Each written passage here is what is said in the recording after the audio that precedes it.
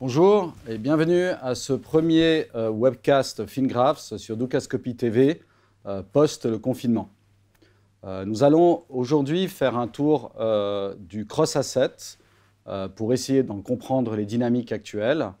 Et notre vue, c'est que les actifs à risque devraient sans doute continuer à la hausse jusqu'à la mi-fin de l'été dans un premier temps. Nous allons pour ce faire tout d'abord prendre une mosaïque cross-assets qui est en weekly, donc assez long terme, avec ici tout d'abord le futur S&P, le mini futur S&P, le futur sur l'Eurostoxx, le Brent, l'euro-dollar, la livre contre dollar et le dollar australien. Et ceci représente en fait nos actifs à risque cycliques. Et nous présentons aussi deux actifs défensifs, donc le 30 ans Treasury Futures et l'or. Alors ce qu'on peut dire, c'est que suite au trade de réflation qui a eu lieu entre 2016 et 2017, la plupart des actifs à risque ont commencé à marquer le pas à partir de début 2018. On peut le voir ici avec ce qu'on pourrait appeler un widening triangle, donc un triangle s'écartant sur le S&P, avec des nouveaux plus hauts certes, mais à chaque fois aussi des nouveaux plus bas. Et on peut considérer cette période comme une consolidation qui a été très volatile et qui, au bout de 2 ans, semble avoir fait une liquidation avec le problème du Covid au mois de mars. On peut le voir aussi d'une manière similaire ici, sur l'Eurostoxx, avec une période de consolidation assez forte en 2018, un retest à la hausse avec des nouveaux plus hauts en 2019, et une nouvelle consolidation sur mars. Si on le regarde en termes d'Elliott, peut-être un ABC irrégulier. Et puis alors, par exemple, sur le Brent, un ABC plus classique qui a commencé plus tard, parce qu'il y avait ce growth trade américain en 2018 qui a perduré assez longtemps, mais potentiellement un ABC assez classique ici, avec une liquidation très forte au mois de mars. Sur les monnaies, la baisse a été plus linéaire.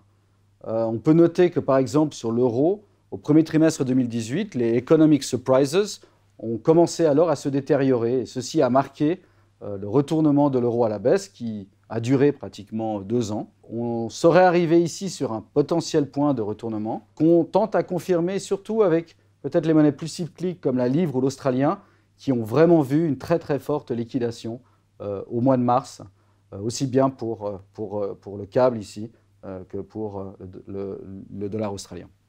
Pour l'instant, par contre, les actifs défensifs sont toujours dans les tendances haussières. Mais on peut noter qu'ils ont plus ou moins atteint leurs objectifs et que nos indices de risque commencent à être dans le rouge. On pense que lorsqu'on prend tous ces graphiques ensemble, ils nous peignent l'image d'une relance des actifs à risque, comme on a eu par exemple en 2009 à 2012, généralement accompagné d'un très fort stimulus monétaire. Un autre exemple plus court qu'on aurait eu, c'est le premier semestre 2016. Et la plupart des actifs à risque ou des actifs cycliques repartent à la hausse, avec quelques à-coups, mais repartent à la hausse, alors que les actifs défensifs, pendant encore quelques trimestres, continuent à bien performer. On va maintenant regarder ça en un peu plus court sur le daily, avec les mêmes paramètres. Et on peut voir l'ampleur de la baisse qui s'est faite sur le S&P, sur l'Eurostoxx, sur le pétrole, entre février et mars. L'accélération à la hausse des actifs défensifs ici, donc les 30 ans Treasuries ou l'or. L'or était un peu plus hybride. On peut voir aussi le test assez fort à la baisse sur les monnaies contre dollars et leur rebond depuis, et on pense leur repositionnement à la hausse. Et si on suit le FinGraphs ici, pour l'instant, on est de nouveau dans un uptrend sur le S&P et l'Eurostoxx, et sans doute pour aller chercher des plus hauts sur le mi-fin de l'été, en tout cas un plus haut historique peut-être sur le S&P, un plus haut pour l'année sur l'Eurostoxx.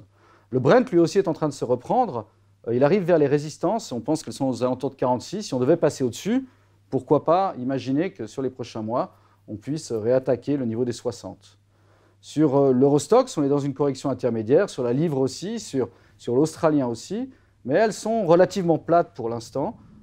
Généralement, ce genre de consolidation peut durer 3 à 6 semaines, donc on ne peut pas tout à fait dire qu'elles sont terminées. Elles pourraient encore durer jusqu'à mi-juillet. Mais ensuite, on pense que ils repartent à la hausse et potentiellement jusqu'à la fin de l'été, vers 1,15, 1,18 sur l'euro-dollar, potentiellement vers 1,30 sur la livre et peut-être vers 72, 73 ou même encore un petit peu plus sur l'australien. Durant cette période, ce qu'on remarque, c'est lorsqu'on est en risk-on, les Treasury bonds et l'or sont en consolidation, mais pas forcément des consolidations très fortes. Et lorsqu'on est en risk-off, ils essayent de retester à la hausse. Alors ça devient difficile pour les Treasury bonds, mais l'or, avec toute cette liquidité qui est injectée dans le marché, continue à faire des plus hauts. Et on pense que ça peut continuer à être le cas jusqu'à cet automne, voire jusqu'au début de l'année prochaine. Donc vraiment une période de risque résiduel où la liquidité fait que pratiquement tous les assets continuent à monter pour des raisons différentes pour l'instant. Alors maintenant, on va se concentrer un peu sur le S&P. Pour l'instant, notre Fingraphs nous donne 3 indications bulles, et en weekly, en daily et en hourly. Donc on est dans 3 uptrends. Un redémarrage à la hausse ici sur le weekly, alors aussi un top intermédiaire début juin, donc 3 à 6 semaines de correction. Donc on peut encore imaginer un nouveau retest vers 3000, peut-être éventuellement vers 2900 sur la mi-juillet. Mais ensuite, selon nous, on repart à la hausse pour aller chercher des plus hauts sur août et potentiellement jusqu'en septembre. Sur le Orly, le retest à la baisse ne semble pas tout à fait être d'actualité encore. On pourra encore monter quelques jours, peut-être retester les plus hauts, et puis ensuite rebaisser peut-être une semaine sur mi-juillet avant de repartir à la hausse. Sur l'euro, on ne peut pas encore confirmer un renversement de tendance sur le weekly, qui est toujours à la baisse. Alors certes, on a une belle réaction, mais on ne peut pas encore dire que l'euro est dans un uptrend séculaire. Par contre, en daily, on a eu un beau retournement avec 2 points de stress, des tops intermédiaires qui semblent se faire de plus en plus haut, des targets qui nous emmènent sur la fin de l'été entre 1,15 et 1,18. Certes, une consolidation intermédiaire qui pourrait durer encore un peu, peut-être jusqu'à mi-juillet, mais a priori, ensuite, on repart une nouvelle fois à la hausse. Et le Orly, lui, c'est bien une consolidation assez plate pour l'instant, qui n'est peut-être pas tout à fait terminée.